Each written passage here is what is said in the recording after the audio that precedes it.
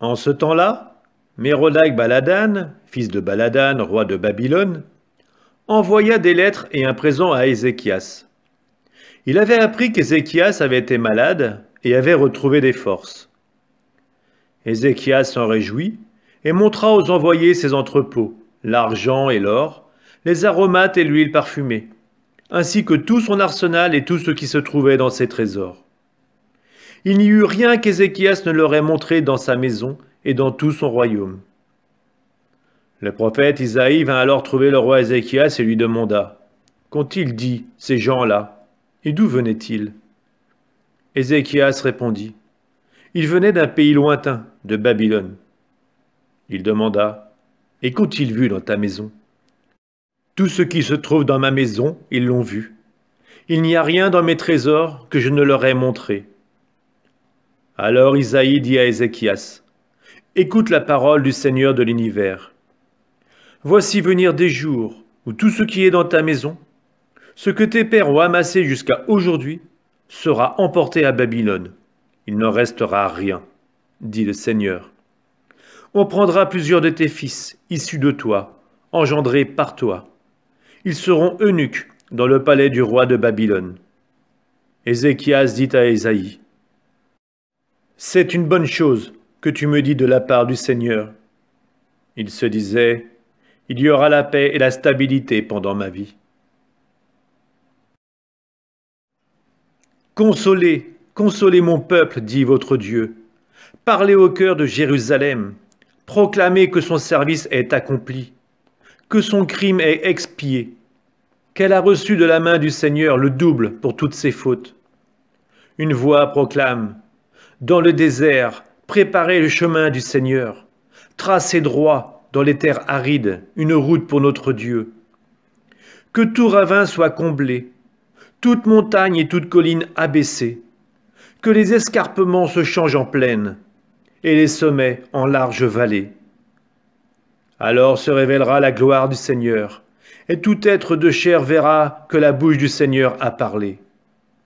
Une voix dit, « Proclame !» Et je dis, « Que vais-je proclamer ?» Toute chair est comme l'herbe, toute sa grâce comme la fleur des champs. L'herbe se dessèche et la fleur se fane quand passe sur elle le souffle du Seigneur. Oui, le peuple est comme l'herbe. L'herbe se dessèche et la fleur se fane, mais la parole de notre Dieu demeure pour toujours. Monte sur une haute montagne, toi qui portes la bonne nouvelle à Sion. Élève la voix avec force, toi qui portes la bonne nouvelle à Jérusalem. Élève la voix, ne crains pas. Dis aux villes de Juda, voici votre Dieu. Voici le Seigneur Dieu. Il vient avec puissance, son bras lui soumet tout. Voici le fruit de son travail avec lui, et devant lui son ouvrage. Comme un berger, il fait paître son troupeau, son bras rassemble les agneaux, il les porte sur son cœur, il mène les brebis qui allaitent. Qui a jaugé les eaux des mers dans le creux de sa main, et de ses doigts, mesuré les cieux, évalué en boisseau la poussière de la terre, peser les montagnes au crochet et les collines sur la balance? Qui mesurait de l'esprit du Seigneur? Qui l'a conseillé pour l'instruire? De qui a-t-il conseil pour discerner, pour apprendre les chemins du jugement, pour acquérir le savoir et s'instruire des voies de l'intelligence? Voici les nations. Elles sont pour lui comme une goutte au bord d'un seau, un grain de sable sur le plateau de la balance. Voici les îles comme une poussière qu'il soulève. Le Liban ne pourrait suffire au feu, ni ses animaux suffire à l'holocauste. Toutes les nations devant lui sont comme rien, moins que vide et néant pour lui. À qui pourriez-vous comparer Dieu? Quelle forme lui donneriez-vous? L'idole, c'est un artisan qui l'a fondue.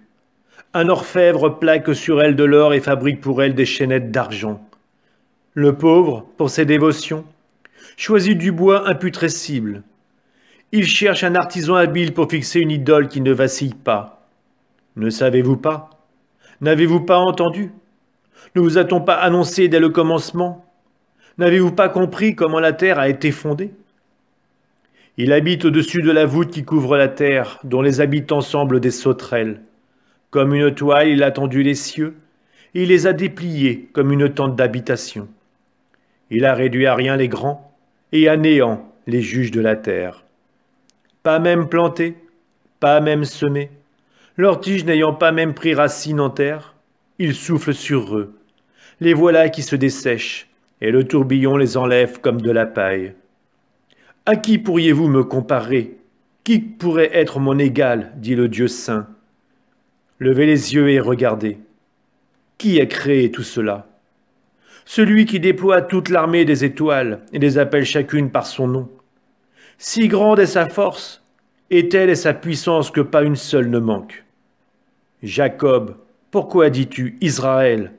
Pourquoi affirmes-tu mon chemin est caché au Seigneur, mon droit échappe à mon Dieu? Tu ne le sais donc pas? Tu ne l'as pas entendu? Le Seigneur est le Dieu éternel. Il crie jusqu'aux extrémités de la terre, il ne se fatigue pas, ne se lasse pas. Son intelligence est insondable. Il rend des forces à l'homme fatigué, il augmente la vigueur de celui qui est faible. Les garçons se fatiguent, se lassent, et les jeunes gens ne cessent de trébucher. Mais ceux qui mettent leur espérance dans le Seigneur trouvent des forces nouvelles. Ils déploient comme des ailes d'aigle, ils courent sans se lasser, ils marchent sans se fatiguer.